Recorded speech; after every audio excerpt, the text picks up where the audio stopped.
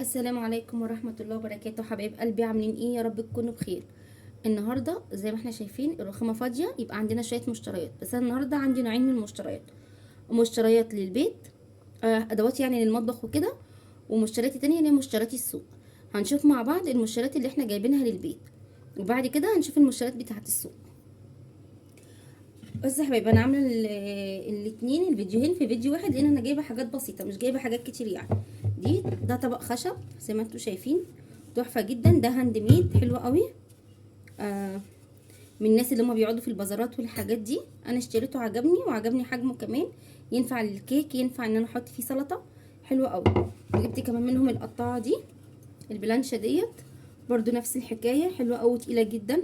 يعني اصلا هم عندهم الحاجات الكبيره شويه ما تقدرش تشيلها بالايد الواحده. دول حاجتين انا جبتهم. تمام، انا كان نفسي قوي في الحاجات الخشب دي، جبتها، وان شاء الله ناويه اجيب حاجه تانية منها. وجبت كمان النهارده ده طبق صغير للجاتو، مش للجاتو، للحلويات. احط عليه كوبايه شاي، احط عليه بسبوسه كده. بصوا زي ما انتم شايفين، طبق مكتوب عليه 10 جنيه. بصوا ميته حلوه جدا، شكله حلو قوي صراحه، هو عجبني جدا شكله وحجمه، ورحت جايباه زي ما انتم شايفين كده. بعدين نبقى محتاجين طبق صغير ولا حاجه، والاطباق بتاعه القطن بتبقى كبيره شويه. فانا جبت دول، جبت 6 ب60 جنيه زي ما احنا شايفين. وجبت كمان المصفى دي، كنت محتاجه مصفى للطماطم وللعصاير، فجبت المصفى دي زي ما انتم شايفين كده، ستانلس، حلوه قوي. دي جبتها ب45 جنيه زي ما احنا شايفين سعرها كده. تمام، دول كده شويه المشتريات اللي احنا جبناهم للسوق، للبيت، جبناهم للمطبخ يعني. خلاص انا حبيت اوريهم لكم. انا جايبه الحاجات الخشب دي بقالها شويه، تقريبا بقالها 15 او 20 يوم، بس ما كنتش وريتها لكم. كنت مستنيه ما اجيب بقيه الحاجات الخشب اللي انا نفسي فيها او اللي انا عايزاها، بس ايه، قلت اوريكم دول طالما كده كده هجيب او هعمل النهارده فيديو مشتريات، اوريكم دول بالمره. خلاص يا حبايبي، كده القطاعه معايا، وده الطبق، ودي المصفى ايه والاطباق الصغير. نشوف بقى حاجه السوق مع بعض. بسم الله الرحمن الرحيم. بصوا يا حبايبي، انا النهارده السوق عندي مش بقى فيه، مش حلو. النهارده الجمعه، والسوق النهارده مش حلو. مش بقى فيه بياعين كتير، معرفش ليه. فجبت يا دوبك شويه حاجات بسيطه، حبيت بس اوريها لكم واقول لكم على الاسعار احنا وصلنا لحد فين. انا اخر فيديو مشتريات عاملاه معاكم بقاله فتره طويله، فبقالنا فتره ما قلناش الاسعار بتاعه المشتريات. ماشي، بسم الله الرحمن الرحيم. استنى، انا مش عارفه الحاجه ماسكه ببعضها جوه. بسم الله الرحمن الرحيم، بسم الله.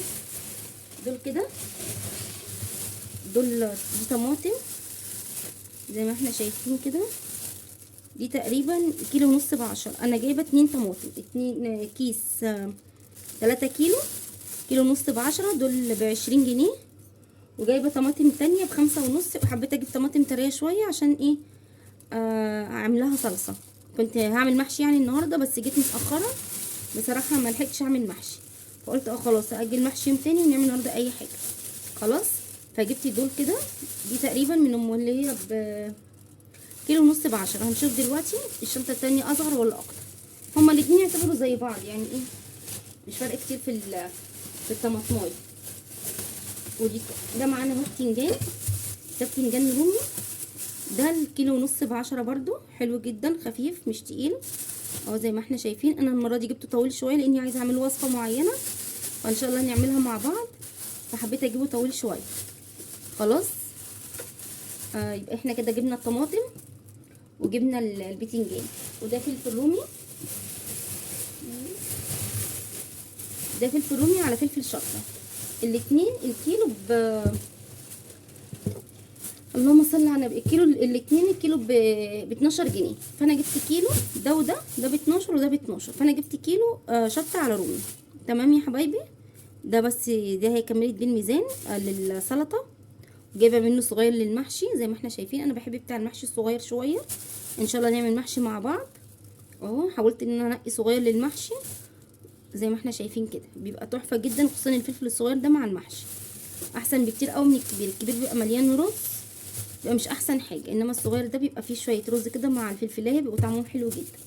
انا بحب اصلا المحشي بتاعي كله صغير. خلاص، دي كده اول شنطه معانا.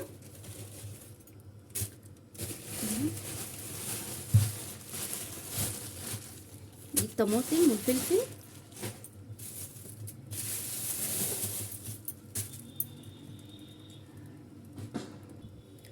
وجبت كمان يا حبايبي ده خيار، ده الكيلو ب15 جنيه.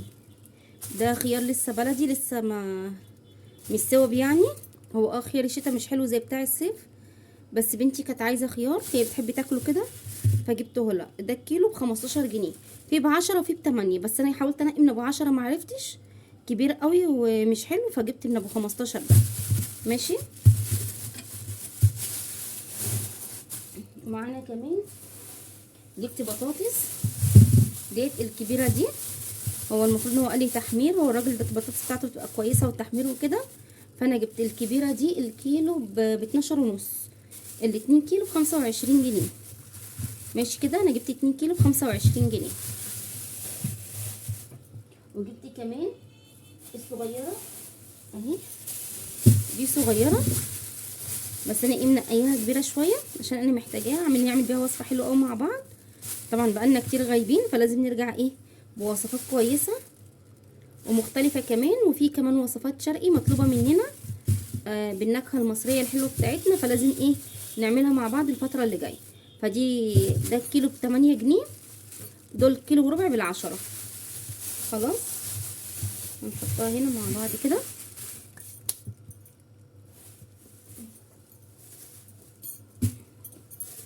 وجبنا كمان مع بعض البصل ده بصل جديد طبعا، مفيش قديم دلوقتي في السوق، قليل قوي، بس دوت بصوا زي ما انتم شايفين ناشف ازاي. بصوا يا حبايبي، لما نيجي نجيب البصلايه ما نجيبش البصلايه اللي ليها بوزه كده، مش عارفه في هنا واحده ولا لا، ما اعتقدش. بص نجيب البصلايه المدوره زي ما احنا شايفين كده مدوره، ولما نيجي نتك كده ناشفه، ايدينا ما بتنزلش جوه، الحته دي كمان ناشفه زي ما احنا شايفين كده، عشان اللي ليها بوزه من فوق كده وبتطلع بتبقى من جوه فيها ورق كده ومش حلو. بصوا ناشفه كده، ونجيبها المدوره دي نحسها كده مدوره، مش نحسها طالعه بيضاوي كده، لا نجيبها كده مدوره. ماشي. خصوصا ان البصل الجديد دلوقتي هو اللي مالي السوق، في ناشف منه وفي طري، فده الناشف منه. خلاص. في ب16 وفي ب15، ده ب17 ونص، انا جبت ال2 كيلو ب35. خلاص كده يا حبايبي. اهم حاجه البصلايه ان هو ما يبقاش طري قوي، عشان لما نيجي نحطه في الطبيخ ولا حاجه ونيجي نقليه يبقى يتحمر معانا بسرعه او ياخد لون معانا بسرعه. وجبت كمان معاكم ده كرفس زي ما احنا شايفين، انا جبت ال3 ربط دول ب5 جنيه، بس بصراحه هو اللي نقاهم لي لاني حطيتهم من جوه كده، فانا ما بستغناش خالص عن الكرفس في الفريزر، بغسله كده وبقطعه، هبقى احاول ان انا اوريه لكم معايا. بغسله وبقطعه بعبيه في كيس واحطه في الفريزر، مش اكتر من كده. بغسله غسله، انضفه طبعا وبغسله غسله كويسه، وبقطعه عادي بالسكينه وبحطه في كيس واحطه في الفريزر، وقت ما بعوزه باخده. بستخدمه في بستخدمه في السمك، ده اساسي عندي في الاسماك كلها، سواء طواجن او سواء مشوي او مقلي، بيبقى حلو جدا. وكمان بستخدمه في الخضار، بيبقى تحفه جدا مع الخضار اللي هو شوربه الخضار او الخضار سوتيه، بيبقى حلو قوي معاه، مش الخضار الطبيخ، لازم نبقى متفقين على كده. خلاص. ده مش بيتحط في الطبيخ، هو بيتحط في شوربه الخضار وفي الخضار السوتيه. وجبت كمان واحده بروكلي حلوه جدا، جميل جدا البروكلي، قيمته الغذائيه عاليه يا جماعه. الحاجات اللي هي الالوان الداكنه اللي زي كده، زي الاخضر الداكن زي الاحمر الداكن، دي بقى القيمه الغذائيه بتاعتهم عاليه جدا. يعني البروكلي قيمته الغذائيه اعلى من القرنبيط. خلاص. بيبقى فيه حديد وفيه الكالسيوم تقريبا. هو انا بس بصراحه مش قادره اقول لكم على العناصر الغذائيه بتاعته بالظبط، انا قريتها قبل كده، بس انا مش هقول لكم ان ذاكرتي اصلا ذاكره سمكه اساسا، او يمكن بظلم السمكه كمان معايا، فانا عارفه القيمه الغذائيه بتاعته حلوه جدا. هحاول ان انا ادور عليها وانزلها لكم. قيمته الغذائيه ممتازه جدا، يا ريت ندخله لاولادنا في وسط الخضار، بيبقى مش باين، بيبقى طعمه حلو جدا.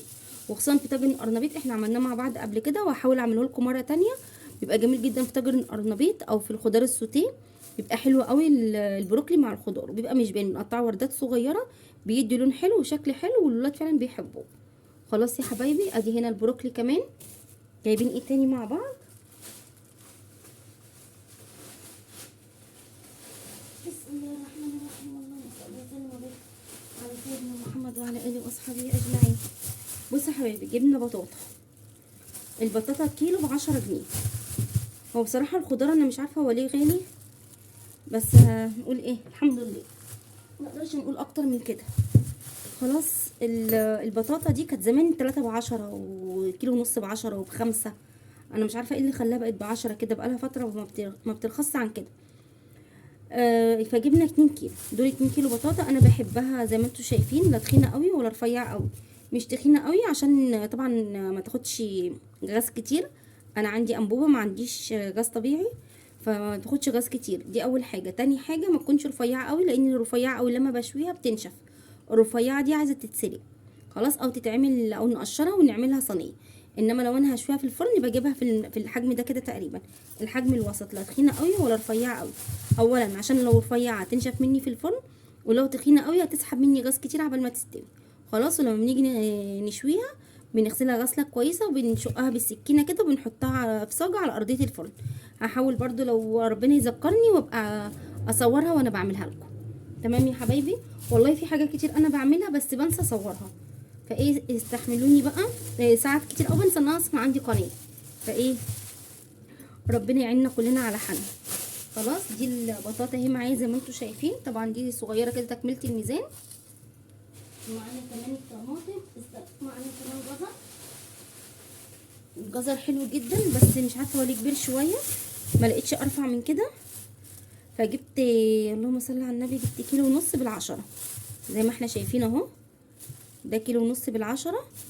هنشيل منه في الفريزر، انه ان شاء الله انزل لكم فيديو تخزين او فيديو تجهيزات للفريزر يعني، خصوصا ان في حاجات دلوقتي اسعارها كويسه، بتبقى في اوقات تانية غاليه. يعني الجزر ده وصل لفتره كان ب30 جنيه، دلوقتي هو كيلو ونص ب10. فدي فتره حلوه جدا، وريحته حلوه جدا، ريحته جميله ولونه كمان حلو.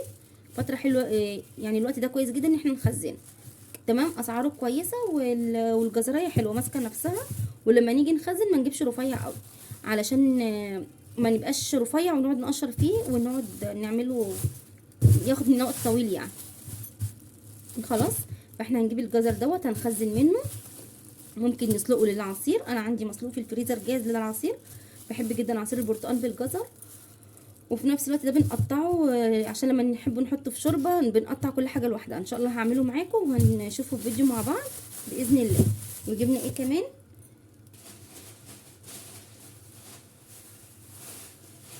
جبنا الطماطم دي تقريبا، ايوه دول اللي هما اللي الكيلو ب5 جنيه، 5 ونص. هما كاتبين 5 وكاتبين النص صغنن جدا، فالناس ايه بتتخم تروح تجيب يقول لها لا ده ب5 ونص مش ب5. هو الجنيه ده ما فرقش في حاجه كتير، بس ايه، بس بيضحكوا على الناس باي حاجه. بصوا يا حبايبي، انا جبتها طريه شويه دي عشان كنت ناويه اعمل بيها محشي النهارده، بس ان شاء الله هنعملها مع بعض وهنشوف هنعمل بيها ايه. خلاص. الطماطم دلوقتي سعرها كويس جدا، انا سمعت ان هما بيقولوا هتغلى، الله اعلم هتغلى ولا لا. بس ايه، يا ريت اللي حابب يخزن طماطم يا ريت يخزنها دلوقتي، لان هي دلوقتي ما شاء الله حمرا جدا وملحمه وجميله قوي كده. يبقى احنا كده مع بعض شفنا فيديو المشتريات. احنا ما جبناش حاجات كتير. انا ما شفتش النهارده البسله اللي شفتها في السوق كانت مش حلوه خالص. شفت قلقاس برده ما عجبنيش، وانا النهارده عندي السوق مش احسن حاجه، ما اعرفش ليه. هو يوم الجمعه عندي دايما السوق مش بعرف اتسوق منه قوي، بس انا كنت نازله كنت ناويه اعمل محشي زي ما قلت لكم، ولقيت ما عنديش طماطم كفايه فنزلت اشتري طماطم، فقلت بالمره اجيب شويه طلبات. فدي الحاجات اللي انا عرفت اجيبها. تمام. وجبنا مع بعض كمان هوريكم دلوقتي. بصوا يا حبايبي، انا جبت نص كيلو برجر، هو حطولي في طبقين اهو زي ما احنا شايفين. ده من عند الجزار، حلو جدا طعمه حلو قوي. اول مره اجربه من عنده بصراحه، بس عملت واحده اول ما جيت لقيت طعمه حلو. انا لما بجيب اي حاجه زي كده اول ما بدخل على طول سواء سوسيس او برجر بحب اجرب منهم واحده قبل ما احطها في التلاجة وهي طازه كده، عشان انا ممكن احطها في الفريزر وانساها، واجي بعد فتره استخدمها الاقي طعمها ما يعجبنيش، فافتكر ان انا عشان انا حاطه في الفريزر فطعمها غير. فبحب اول ما بجيب الحاجه دي، خصوصا لما بيكون حد جديد بجربه، احب اول حاجه اعملها ادوق منها واحده. بجد انا دقته وطعمه حلو جدا جدا جدا. خلاص. ده الكيلو ب 280 جنيه، انا جبت نص كيلو ب 140 جنيه. تمام. انا جبته من حد قبل كده وما عجبنيش، بس دوت حلو قوي. وده كيلو الا ربع لحمه، انا جبت كيلو الا ربع لحمه، جايباه قطعه واحده، انا مش قادره امسكه بايديا عشان مكان الخضار، بس زي ما احنا شايفين انا فضلته في الطبق.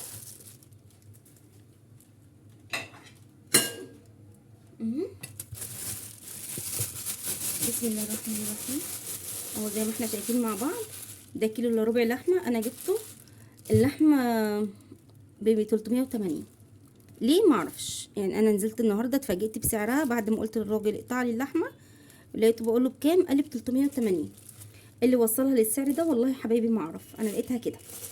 انتوا بقى لو عندكم اسعار ارخص من كده قولوا لي، لو الاسعار اغلى من كده قولوا، لو شوفوا انتوا الدنيا عندكم عامله ازاي. وجبت نص مفروم، انا كنت عايزه نص مفروم، وقال لي هدولك ملبش، ده مش نص ولا ايه ده، ربع. قال لي هدولك ملبش شويه، قلت له مش مشكله، انا عايزاه عصاج، والعصاج اللي انا هعمله محتاجه يكون فيه شويه دسم. خلاص، فجبت منه ربع كيلو، فهو ده قطع لي حته ملبسه شويه وفرمها لي كده بالطريقه دي. هي كانت معرفش، انا لما جيت البيت لقيتها سمينه بزياده، بس هو قطعها لي كانت قدامه حمر. على العموم احنا هنعصجها مع بعض ونشوف احنا عايزينها لايه وهنشوف. خلاص، هو قال لي العصاج ده ب 320، هو قاطعها قدامي وفارمها قدامي وانا واقفه، بس حته ملبسه شويه مش حمرا زي دي. خلاص يا حبايبي، ده الحاجات اللي انا جبتها من السوق النهارده. وطبعا اللي اتصدمنا في الاسعار وفي ان الخضار مش احسن حاجه في السوق، ومش كتير كمان السنه دي، برضو معرفش ليه، بس الحمد لله دي الحاجات اللي احنا جبناها. ويا رب يكون الفيديو النهارده عجبكم، واشوفكم على خير في فيديو جديد ان شاء الله.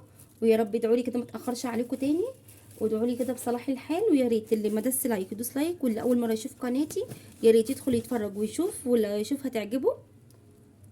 لو عجبته يا ريت يشترك في القناه ويعمل سبسكرايب علشان يوصله كل جديد. معلش انا بصور معاكم النهارده بصوتي، ودايما زي ما قلت لكم انا لما باجي اتصور بصوتي لو اتاخرت كتير عليكم بحس ان انا متلخبطه شويه، انما لما بكون باستمرار بصور معاكم باستمرار بحس ان انا خلاص اتعودت. خلاص يا حبايبي، يا رب الفيديو بتاع النهارده يعجبكم، يا رب يكون شويه المشتريات دول عجبتكم، واسيبكم على خير، والسلام عليكم ورحمه الله وبركاته.